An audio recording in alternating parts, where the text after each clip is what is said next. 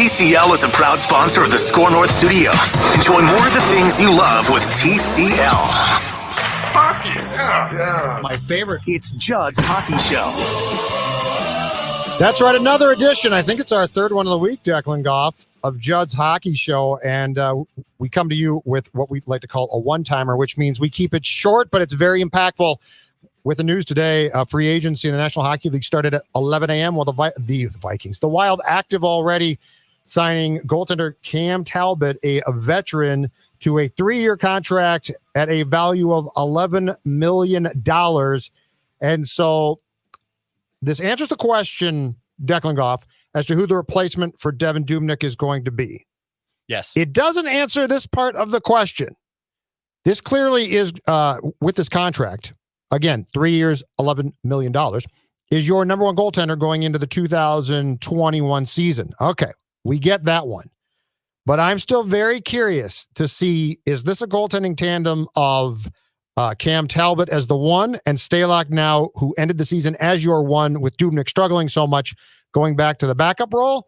Or is this the evolution of the process that Bill Guerin, the Wild GM, is doing now of changing things here? And is this going to be Cam Talbot as the one, Kaapo Kähkönen, the AHL goaltender of the year in 2019-20 in Iowa, coming up and being the two? So while this definitely answers the question of who's going to fill Dubnyk's shoes or skates in the short term, I am still very curious to see what this means as far as what we're going to see when the season does opening night next year, what the goaltending duo is going to be. Well, obviously the first question's answered that Cam Talbot's your new 1A. You know, he's your new number one goaltender. And this was one of the two guys, Judd, I told you that I would think that this would be someone to go get. Cam Talbot, Thomas Greiss were the two guys that I thought that would fit in exactly what the Wild were trying to look for. They don't break the bank, and you're just going to get better goaltending no matter what happened, because last year was so disastrous between Dubnyk and Stalock, God bless them, that you knew that even if you got average goaltending, the Wild were going to be better. I mean, the Wild won a fair share amount of games with putrid goaltending last year, right? So even if so that would also mean that goaltending costs them games too. So I think Talbot's obviously your number one. Looking at the contract, 3 years, $11 million, and I believe Pierre LeBrun reported that over the 3 years of that deal, it's 4, and then 3. So the deal does go down in the third year.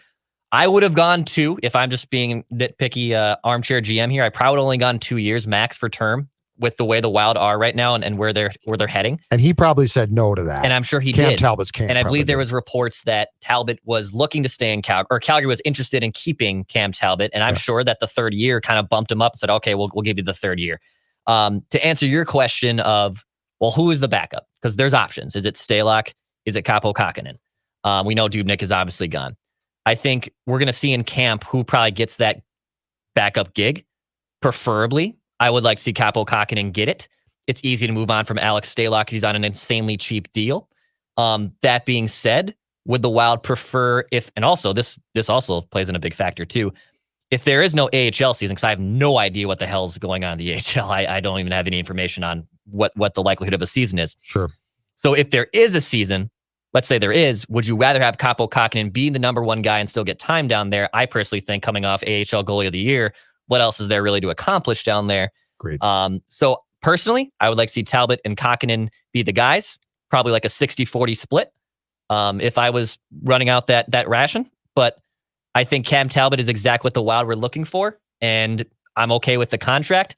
Is he a saving grace goaltender? No, he is not. But if you get average goaltending, I think it automatically makes the Wild a better team. And they're not there yet, right? Right. Like, we're still not to the point where they're going to get that guy, and Kaapo might be that guy, that you go into a playoff saying, this is the guy. So I don't think that the Wild is there yet. It's a smart, probably short-term signing. And now I think off the top of my head, as we discuss this, I think I know why they went to the third year, because you're probably right. The preference is probably 2. And in fact, when Cam Talbot, coming off a terrible year in which I think he went from the Oilers to the Flyers, signed last July 1st, so July of 2019, I should say. He signed a 1-year deal with Calgary worth $2.75 million. So this is obviously coming off a better year in Calgary, in which he was 12-10-1 with a 263 goals against, 919 save percentage, and had 2 shutouts in 26 games and 22 starts. A better deal for him that he deserved. But didn't you tell me that it's being reported already that there is no protection in this contract? I believe Sarah McClellan from the Star Tribune said there's no protection, which is huge. Bingo. That's it. Yep. You expose him. So he gets exposed automatically next June. He is your goaltender who you then say, well, we really like Cam Talbot and he's a veteran guy, and my guess is the Kraken are like, probably not. But that's the key here. The key here is now he becomes your easy goaltender to expose. Mm-hmm. My guess is with this contract, my guess total of again, the top of my head as we're digesting this quickly, is that he is not taken, but that makes perfect sense. This goes along the lines with, and I think that this show and our station and our podcast, it can be pretty tough on executives and coaches, managers in this town. Let me just say this. Okay. Bill Guerin. Friend of the show. Bill, I don't care if you love the show. I don't care if you hate the show. Bill Guerin, I really like this. There is a strategic element contractually. There is a strategic element of what he's trying to do long-term on the ice here and off of it that I really like. But I think that this is the exact type of contract and goaltender, Declan, that you've been talking about now for probably 2 months? Yeah. Which is, don't go out and go crazy. Don't try and solve the problem because it can't really be solved quite yet. Do something smart. Yep. Now, if you go opening night to Talbot Capo, I think you've nailed it perfectly. I really do. I like the contract. I like the thought process. Is Cam Talbot going to come here and be Kenny Dryden, Bernie Perrant? No, he's not. Is that fine? Absolutely, yes. So it's acquisitions like this and the Bonino trade that they made a couple days ago that we talked about on one of Judd's hockey podcasts with Nashville. It's moves like this that I think where Bill Guerin is showing us that he gets it. Mm-hmm. And again, the most important thing is, because we don't know what the end result is going to be, the most important process right now is, do you appear to have the right idea? And again, I would definitely say the answer when it comes to Bill Guerin right now, as we discuss this, is yes. Yeah, I think he does. Even if I disagreed with trading Luke Cunnin, which I made my point pretty clear on that on the last Judd's Hockey Show, I understand why he traded Luke Cunnin. I understand the return. I think the return was pretty solid for him. The logic in it is where I disagree, but I can understand as an executive why he would make that trade. So I dig that. And with Talbot and now Kaapo Kähkönen or Alex Stalock, whoever it is, obviously with the expansion draft, you have to expose a goaltender. They also have to be under contract through the entirety of that next season. So that would be 21-22.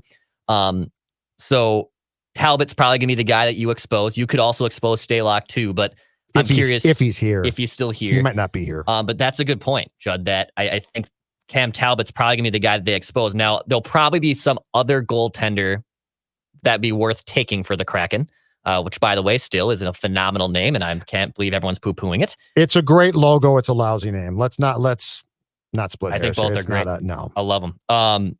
I think Cam Talbot's probably the guy you expose, but also he's this bridge gap. This is exactly what you want to see. You want to see if Kaapo Kähkönen's the next guy. You also want to see if Hunter Jones, who's another goalie that they drafted in the second round of just of 2 years ago in the draft, who has been playing very well too. And that takes time. And goalies take so much time. Yes, they didn't used to. They do now. They do now. So this buys you time. Cam Talbot's the guy you want in your pipes as your number one.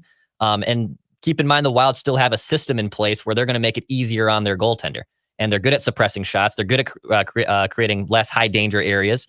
Brodin's locked up for 7 more years, so you knew Dubnyk had a great run here. You knew someone had to replace him. Dubnyk and Stalock were just honestly awful from an analytics standpoint last season. And goal save above average from Cam Talbot says he was stopping it. The pucks he was supposed to stop, where last year Devin Dubnyk was not stopping the easy shots that he's supposed to stop. So Cam Talbot is a significant upgrade. Yes, is he going to be a Vezina guy? Absolutely not, but he is an upgrade for the team. And your point has been for a while now, Declan, that the goaltending can't be worse, correct? It can't like be worse. Statistically, it cannot be worse. Like you could, so like it's almost impossible. Yeah. So he's going to come in and be sufficient, and that's going to be an upgrade. And Dubnyk was, and look, I get the fact that he had a tough year off the ice too, but he was terrible last year. I think Stalock, to be clear on Stalock, I like him, and I love the fact that he can move the puck. Might be able to play center. And yeah, well, he does.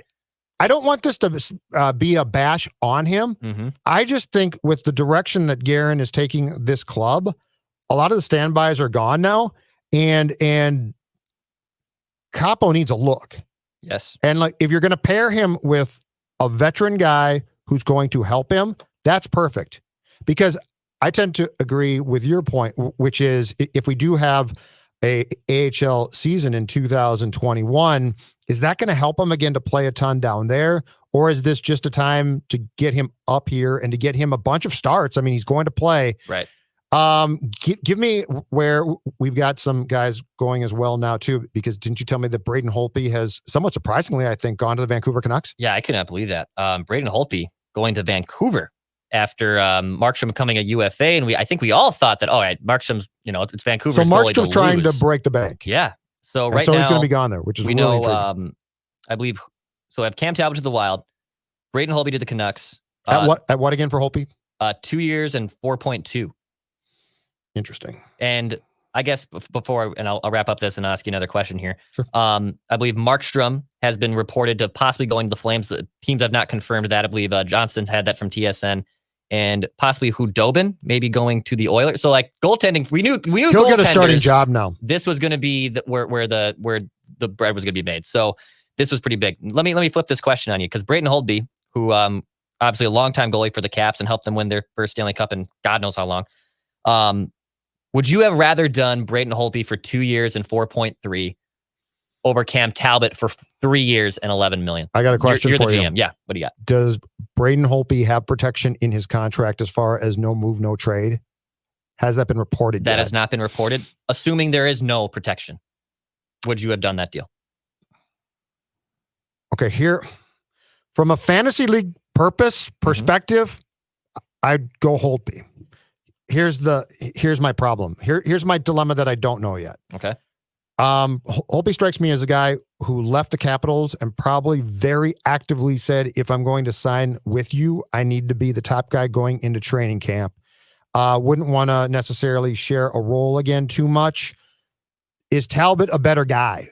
Because I do think that if Guerin is doing this right, and my guess is he probably is, I needed to sign a goaltender who could accept the fact in a year or so, if Capo starts to excel, that I sort of morph things differently and Capo starts to start more. So from a fantasy league statistical, I'm just watching guys on paper goaltender debate, I'd go Holtby. Mm-hmm. But the reality of what I'm trying to do with my team now, Talbot might be the better solution. If that makes sense. I think Holtby would have, while the contract didn't, I think Holtby might have been the type of goaltender that you didn't want yet, which is a guy who's like, let's go win now. It's cup time. I won one in Washington. I think that there's a more gradual process at work here, and that there might be some nuance that Braden Holtby wouldn't necessarily have been interested in participating if he came to the Wild. That's just a total guess. And that's fair. I thought he would probably get a little bit more money, but I do like that he was only signed to a 2-year deal. And if there's no movement clauses in that contract, if it's written of that, I bet you he's got a no move clause. I bet you he's got a note. I bet you he's got a list of teams, and I bet you he has to be protected. Yeah. And I'm not I am.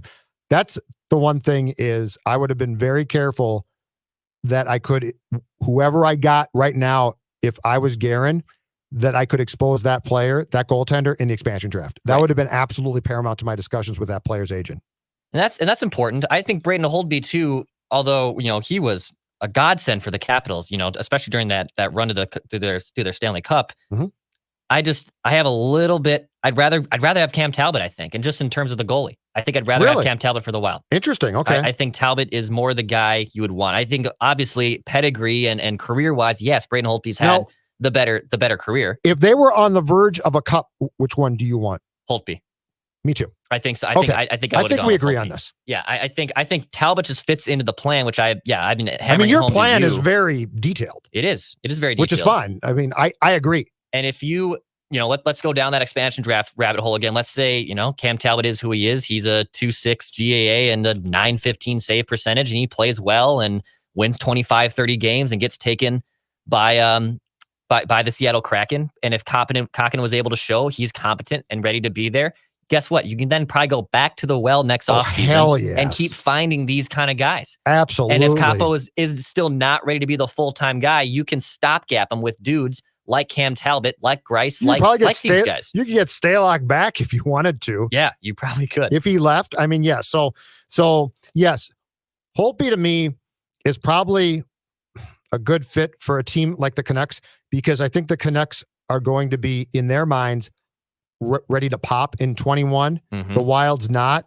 The Markstrom angle to me is really intriguing too, Declan, because he emerged and there's times where I saw him play where I was wowed, and you knew for a fact that he was going to have his heart set on breaking the bank when free agency did start, which it obviously did today. Mm-hmm. But I can't erase from my head when it comes to Markstrom, that game against the Wild where he couldn't stop a puck. And I thought to myself, what's going on here? And it's not that he's bad, and it's not that I wouldn't want him, but at the price that he wants, I think the Canucks might have done the right thing here. I really do. Because the cap is flat. Mm-hmm. The position itself, to quote you again, is really sort of fluky and weird. I mean, that does not mean that the two of us could come off the street and play goalie, but nonetheless, it's an odd position where there's a lot of ebbs and flows. And I think the Canucks, with what Markstrom must have been asking, might have done the exact right thing here. And I think that there's a chance in getting Holtby that they're not going to suffer that much. I don't know it's an upgrade, but I don't think it's an, oh my God, Markstrom left moment. Yeah, actually, I think it's a pretty solid replacement option. I mean, if Vancouver's on the up and up, I really think that they should be a force in the West year to come. We saw that young team outside of game one skate circles around the Wild, and I think they have the tools and resources to possibly make a deeper run over the course of a longer normal regular season and into the playoffs. So Braden Holtby, if you're a Vancouver fan, I don't think you should be sweating it too much. And Markstrom's going to be looking for a big deal. Markstrom's probably going to be looking for $6 million per, and is he going to be, our team's going to be reluctant to give that to him? I wouldn't be too surprised. I'm curious to see where he does land, whether that's back Who's got that in money? Calgary. I don't know. I don't know who has that coin. That's a great question. Because here's the problem now. So the cap's going to be flat for 2021. And I think that there's a chance, don't quote me on this, but I think there's a chance that it might stay flat for 21, 22, depending on when people get back, as far as fans being in buildings, et cetera. But that being said, you're going to have a lot of teams that are just flat out financially up against it. And so I do think for what Bill Guerin and the Wild is trying to do, this is the perfect time. Like, this is the perfect time, because there's not all this cash. Guys are not going to get paid. And I think if you are going through trying to find A, probably bargains, right? And B, trying to pare down your roster to save money ultimately and to get young, like, if you think about what it looks like the Wild's plan is, this might be the perfect timing, because it's not like, oh, the cap's going up again and now go out and there's a pressure to sign this guy or that guy. Mm-hmm. I am really curious by the time that we get to, let's say, Saturday or Sunday, Dex, to see how many of these guys have signed and truly gotten paid. Like Taylor Hall, I would guess, is going to get paid, but I think there's going to be a plethora of players that we deem to be pretty good players who are going to have to take short-term bridge cheap deals, because the money flat out is not going to be there to get paid. And the Wild right now have about $4.8 million in cap space after this reported Talbot deal. And that means Jordan Greenway's your only RFA. And look, Greenway's going to make another bridge deal, 2 years, probably $2.5, $3 million per. You won't break the bank at all. But it's going to be interesting, because I think Holtby's like the only real free agent signing I expect the Wild to do. Or Talbot, you mean? Yeah, Talbot, excuse me. Talbot. Got Holtby in the brain. I think Talbot's going to be the only free agent you're going to go. I agree with that. And then Dumba's possibly still on the trade block. You're not in a rush to do it, but I think that would be the next domino to fall. Because right now, I mean, your team's mostly set. It's mostly set. It's set in stone. Yeah, and I'm fine with that. Yeah. If this is their lone quote unquote splash move, it's fine. Absolutely fine. And I like the process here. Yeah. I really do. It's been a long time, Declan, since I can say that I have looked at a process going on by a Wild GM and liked it. Because I've always been big on subtraction of guys. Yep. But I'm talking about the overall big picture here. I think Bill Guerin is on the right track. I think that these are the smart moves. And I don't think that he's bailing on the coming season. So I don't think he's like tearing it down to make the team bad. Mm-hmm. But I definitely do see a slow cooking process that I think is really smart. I agree. And there's not this rush to say, well, oh man, we should go sign this guy or let's make this move. The only down thing about this entire thing, and it's not Bill Guerin's fault, is this one. I think if we weren't in the midst of a pandemic, Parise waives his no trade, no move clause and easily gets dealt. Yeah. I think now, the more I look, I think it becomes darn near impossible to try and move that contract. It's not that he's not good, but I mean, he's probably a left wing on the third line of a really good team. And I don't know that a really good team that's probably now going to be close to being tucked up against the salary cap can afford to make a trade for a guy like that. Yeah. Right. I know it almost happened with the Islanders, and then maybe Lou Lamoriello wants to revisit that conversation, but it was already very complicated from the get-go on trade deadline day 6 months ago that it was almost impossible to pull off. So yeah, I think Parise is stuck here. Look, I know he wants to win. If Guerin can try to facilitate some type of deal and work in something, I'm all for it. But who's taking him though, do you think? Exactly. I don't know who would want I think it's impossible now. And before we go. Yeah, talk to me. I want to show one more time. Look at this. How random save percentage. Oh man. This is all me. You're recycling your work. This is genius of you. Thank you. I'm going to keep that on there. All right. So when we did this exercise, 2 months ago, shortly after the Wild got eliminated from the playoffs, I wanted to prove you how random goaltending is. And I bought it. So, and I'll prove it again to the listeners here who are catching us again on Judd's Hockey Show, Apple, Spotify, YouTube, ScoreNorth.com. Our viewers. Thank you, Beers. We got viewers now. So I went back to the last 2 full regular NHL seasons. I omitted the pause that happened in 2019-20. Okay. So I looked at the 5 worst teams. Actually, there's 6 on there. 6 worst teams in terms of save percentage of the 2017-18 season. So the worst teams are the Hurricanes, Senators, Sabres, Islanders, Oilers, Canucks. Okay, and then there was some flip-flopping. You went out and, you bought low on guys. Islanders went out and made a big move for Robin Leonard, which turned out to be Barry Trotz, right? Yes, it turned out to be a phenomenal deal for them. Okay. So I wanted to see, how do those teams the very next season do? Where did they go? Were they still in the bottom 5? Sure. No, they were not. They made significant upgrades. Barry Trotz. See, it's the system too. The Hurricanes, go from 20, they went from 31st to 14th. They jumped up 17 spots.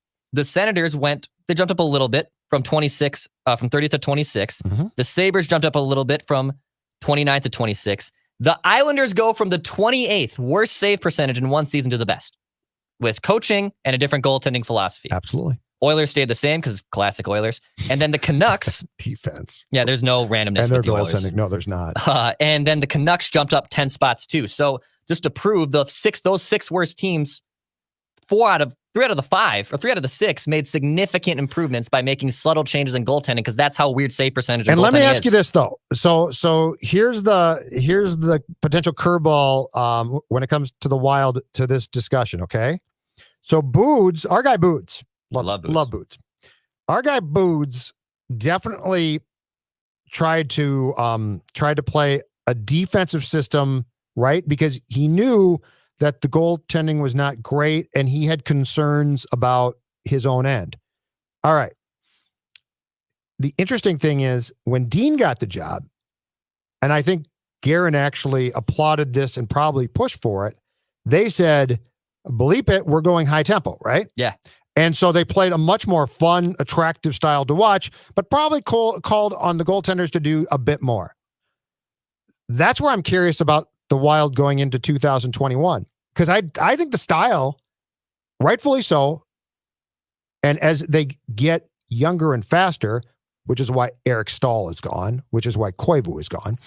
As they get younger and faster, the style is going to remain up-tempo, which means possible chances by opponents. So I am curious, and the one thing I think we can all agree on too, did it not drive you crazy? And this is the one, and this guy played some great games. The Devin Dubnyk awful goal syndrome. The awful goal. How did that go in? It happened in the playoffs. It would happen in arbitrary third periods in February. Yep. Like if Cam Talbot, if you're watching this, if you can just make the stops on the goofy shots, okay, you'll be appreciated. Because that was the one thing that got me, and I have never done a breakdown on this, Declan, but how many times did it seem like there was just some arbitrary weird shot, and the next thing you look, the red light was going on at the X, and you're like, how did that go in? And then you'd see the replay, and it would hit something, or it'd be, if Cam Talbot can just stop that puck, I think we'll all be happy. Look, Talbot, we're not asking you to make a big glove save on Patrick Laine coming in on a slap shot. No one's asking you to do that. But if you, for the love of God, can please just stop, I'm trying to think of like a goal, like it would be from the goal line, the corner of the goal line, and it would just make its way and hit Doobie's skate and go in the net. From a third liner that you never heard of. And yes, that's going to be the game winning goal. One last thing before we say goodbye. We have one more goalie contract that just came across from Elliot Friedman. Matt Murray just got absolutely paid by Ottawa. Oh, wow. Just got traded from Pittsburgh to the Senators 2 days ago or yesterday. Yeah, 4 years, $25 million. That's a 6.2. You know why they did that? Because they have no cap, or they have a ton of cap space. They have to get to the floor. They have to get to the floor. They have to get to the floor. This is a desperation move by a team that's they're not well run. I don't get that at all. And Matt Murray. You know what this is? This is the contract that NBA teams gave out. Was that 4 or 5 years back now? When their cap, because of the TV contract, it's shot way up. Yeah. And so Gorgie got paid here, and like every team was like, just take this money. And 3 years after that, it came back to bite them all. Right. The Senators, with the cap staying flat, by the way, are so low and so below the floor, they just gave out a contract that I guarantee you in a year, they're going to be like, why do we do that? I just don't understand it. Yeah, I mean, it's the opposite of my plan. Of you basically are banking that you found your goaltending of the future. But if you're going to pay a man, but if you're going to pay a player, why are you doing a goal? And you're Ottawa. Yeah, who does Ottawa have? How are they going to score goals? They're rebuilding. They're completely rebuilding. They're completely in rebuilding mode. They got some nice young players. Sure, but go get a veteran center. Then go get somebody. Which is the problem is the free agent market at center. Well, let's just talk about it for a second. I got 2 names for you: Mikhail Granlund and Eric Haula. Yeah. And Hall is more of a wing, and so is Granlund. Been there, done that. More? Final thoughts? You done? Good. There's no more breaking news, at least for now. But yes, I think more gripes to air, more contracts you hate, more yet. Teams you can't stand. Oh, not yet. All right, it's been another one-time edition Judd's Hockey Show. If there is big news over the next couple days, I'm sure Declan and I will get together and talk to you again, probably live about Wild breaking news. But as you can see, if you're watching this right now, the Wild has signed free agent goaltender Cam Talbot. He was in Calgary. He signed in Minnesota 3 years, $11 million. I'm done. Declan,